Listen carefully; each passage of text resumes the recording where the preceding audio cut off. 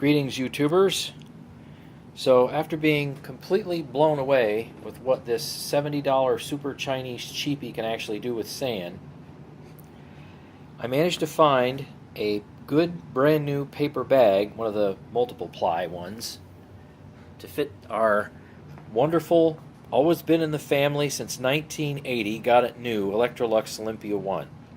Now you see I got two hoses here, and here is a woven hose. Now I have actually repaired this. I used Plastidip on the inside and got the airflow back because it was basically about dead. This is the new vinyl hose, and when I got it a couple years ago it was about 50 bucks. The price has probably gone down since then.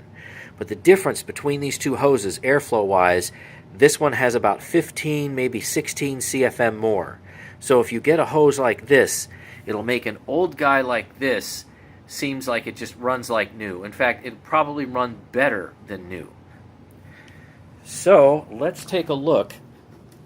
I think you've seen this in one of my older videos, but let's take a look at the brush roll for this one. Now, this is a replacement brush roll. This isn't a 37-year-old brush roll. This is newer. So you have a machine with very, very long bristles, but these are really, really soft. If I put my hand on here when this thing is running, kids don't do that at home, it like gives your hand a nice massage. It's just nothing at all. It doesn't hurt it whatsoever. I would say that's a fairly dense brush roll. These things are tall. They're fairly dense. There's not a whole lot of space in between.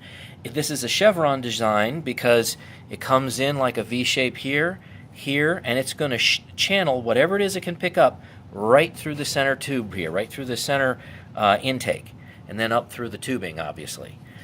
This is also a very narrow opening. It's just a little over, I think, 10 inches, although it is fairly deep. So the airflow concentration is really high on this one, especially with the new vinyl hose. So I've measured 75 CFM on my airflow box with this, and at the end of the hose, with a clean bag in it, about 70 inches of water lift or so, right around there.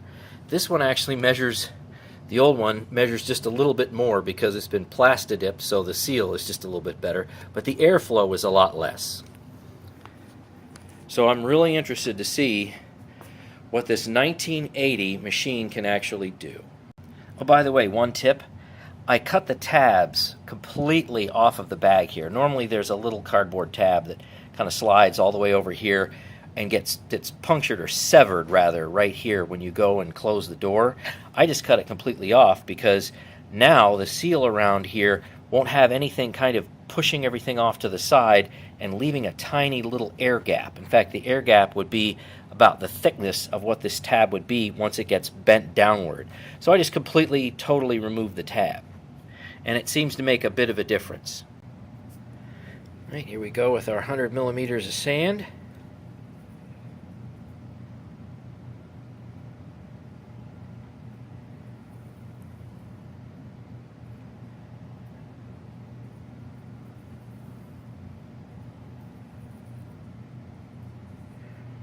All done there. I'm going to tap and smash it in. Make sure it's definitely in there. See how this goes. I'm going to try to stretch the hose out as much as possible and not put too much stress on it so we get maximum airflow. So hopefully we'll get some really good results.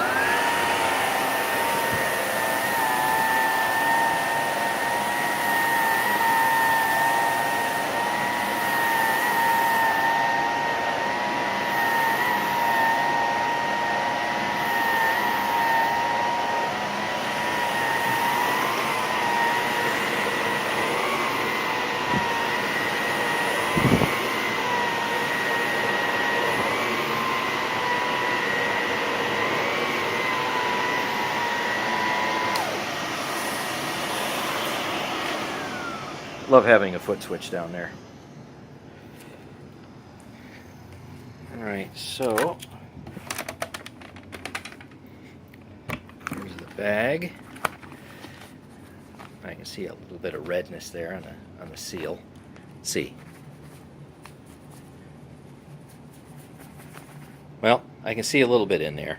Okay, so I'm going to turn the camera off and start cutting up the bag. Oh, what a bummer. Okay, so this is the top of the bag.